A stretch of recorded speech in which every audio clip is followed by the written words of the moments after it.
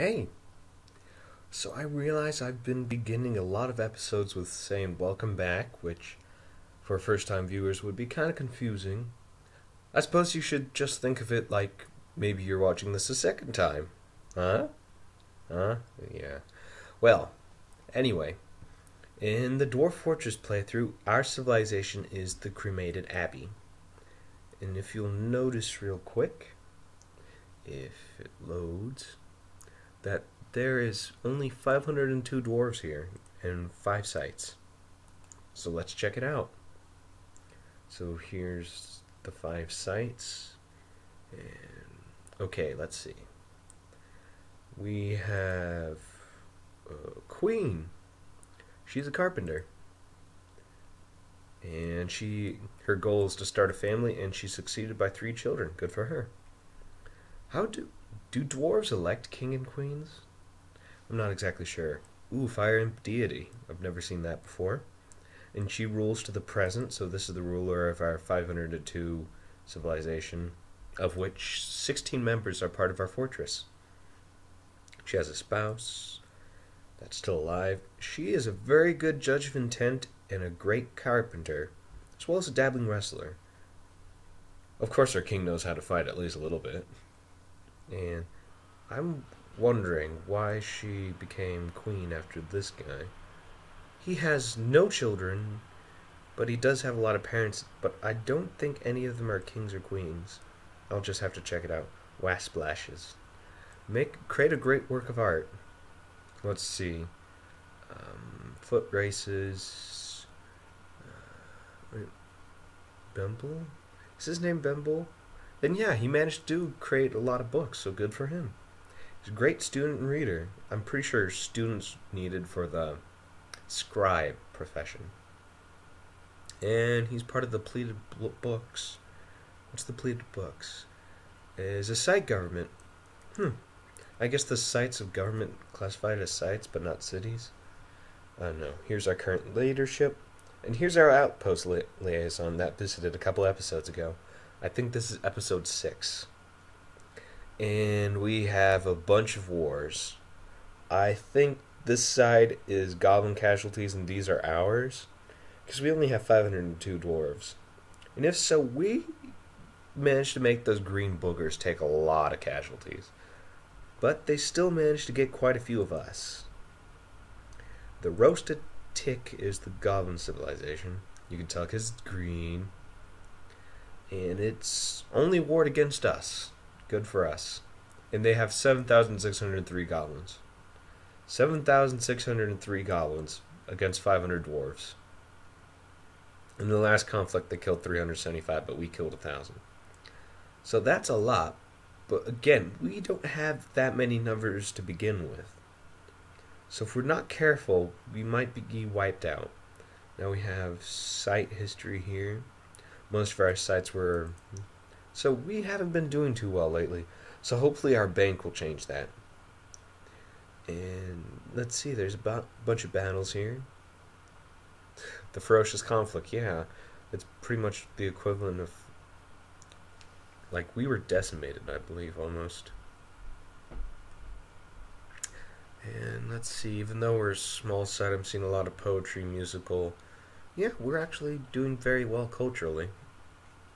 Good to hear. And let me see. Ooh, our deities. So let's check them out. So Caldo is the one of minerals, depicted as a female dwarf, and it doesn't look like they have any associated events. And Alron culture. Ooh, there's actually a bunch of books to Alron, so I guess he's more important. So he's part of the male dwarf, jewels, wealth, and trade. I can kind of see why that would be seen as more important, but minerals is where they get all that wealth and trade.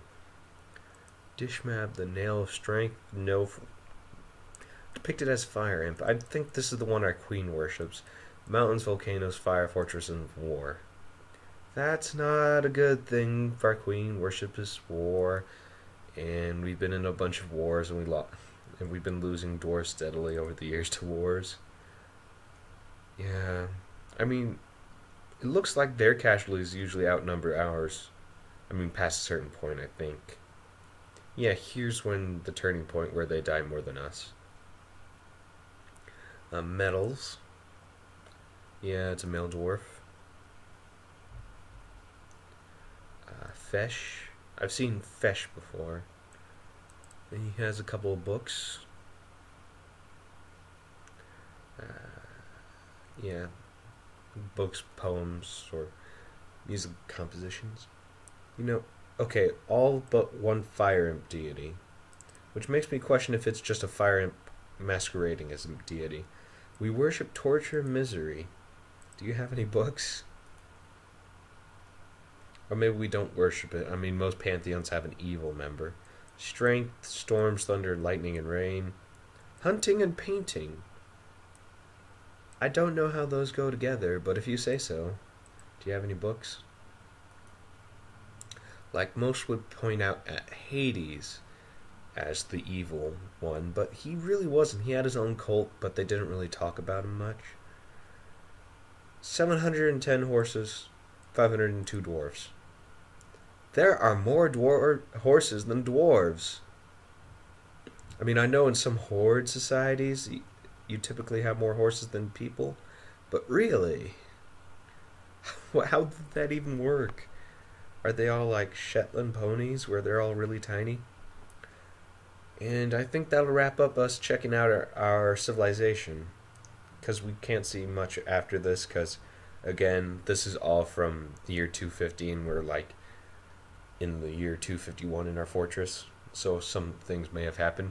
Maybe we're even in a war. I mean, the last war was 7 years ago, but before this war it was 16 years difference between these two, so we may be gearing up for a conflict. Okay, 16, 13, 11, 12, so we seem to be going to war every about 13 years, which is kind of worrisome. I guess we'll see. And I'll see you in Armok Vision, where we actually get to see a tour of the fortress. See you then. Howdy. This should be part of the Legends and Armok Vision viewer episode. I want to stick these together so people can get a rough idea of what the fortress looks like in 3 dimensions. Now remember, Dwarf, if you guys haven't played, which is very unlikely, but if you haven't, then this is all cutaways of Z levels. So above here you can't see the lava, but now you can. And you'll see that's where we first came in on the W. And there's a bunch of clue spider webs around, but you probably can't see that. Okay. And you can see our little magma workshops in the beginning of our fort. There's the entrance. Man, we really do live in a hole in the ground right now. Okay, let's see. There's the atrociously ugly tunnel. And there's where I plan to make a temple. More lava. Lava all the way down. But let's go further. Here is our workshops, which you can't really see because I can't go any further up. And there's our bedrooms. And that's the future tavern. There's the hospital I'm planning on making, even though the person it was supposed to treat died. And there's our bank. I think it's blue because I made a stockpile there. And let's check out the beach. Yeah, it's very tropical, but the biome is temperate. And I think if you're lucky... No, you can't see the spider webs. They've all been collected. So let's go down. We're now underground. That little tunnel's how our dwarves dig down. And we mined out all of the hematite, I believe, there. And yeah, that's our tiny little island. I like it. It's nice. I mean, it's I should say volcanic island. I mean, there's our pasture. So, this is where our dwarves live. I hope this visualization helps you see what our fortress looks like.